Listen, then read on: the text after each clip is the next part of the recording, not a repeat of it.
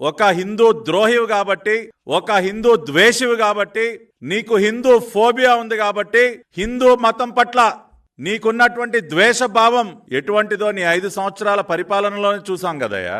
ఎన్ని దేవాలయాలపైన దాడులు, రథాలని తగలబెట్టడం, రామతీర్థంలో ఆఖరికి రాముల వారి విగ్రహాన్ని కూడా ధ్వంసం చేసేటటువంటి పరిస్థితి, ఇన్ని జరుగుతా ఉంటే నీ పరిపాలనలో ఏ రోజైనా వాటిని కట్టడి చేసే ప్రయత్నం చేశావా? దోషులని శిక్షించావా?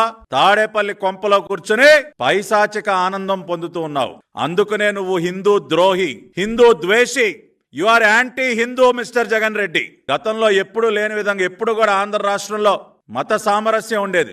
నారా చంద్రబాబు నాయుడు గారు ముఖ్యమంత్రిగా ఒక రిలీజియస్ హార్మనీ, అన్ని మతాల్ని గౌరవిస్తూ అన్నిటికీ సమ ప్రాధాన్యతనిస్తూ ఒక రిలీజియస్ హార్మనీ మెయింటైన్ చేస్తే తమరు వచ్చి దాన్ని పూర్తిగా ధ్వంసం చేసి విచ్చల వీడిగా ఒక మతంపై దాడులని ప్రోత్సహించినటువంటి మీరు ఇవాళ అకస్మాత్తుగా హిందూ మతం గురించి, హిందూ దేవుళ్ళ గురించి మీరు మాట్లాడుతూ ఉన్నారు. మీ 5 సంవత్సరాల పరిపాలనలో తిరుమల కొండపైన ఎన్ని ఘోరాలండి. అన్యమత ప్రచారాలు, బస్ టికెట్లు వెనక ముద్రించటాలు, అన్యమత ప్రచారాన్ని, తిరుమలకు వెళ్లే బస్ టికెట్లు, బస్సుల్లో ఇచ్చినటువంటి బస్ టికెట్లు వెనక అన్యమత ప్రచారం.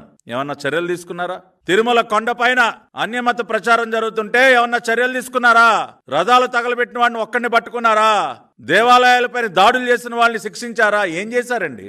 ఆఖరికి టీటీడీ స్వామివారి ప్రసాదంలో కూడా కేవలం తమ కాసుల కక్కుర్తి తీర్చుకోవటం కోసం దానిని కూడా కలుషితం చేసి యానిమల్ ఫ్యాట్స్ తో, ఈ రోజున నేను తెలుగుదేశం పార్టీ జాతీయ అధికార ప్రతినిధిగానే కాదు, ఒక హిందువుగా మాట్లాడుతూ ఉన్నా, స్వామివారి భక్తుడిగా మాట్లాడుతూ ఉన్నా.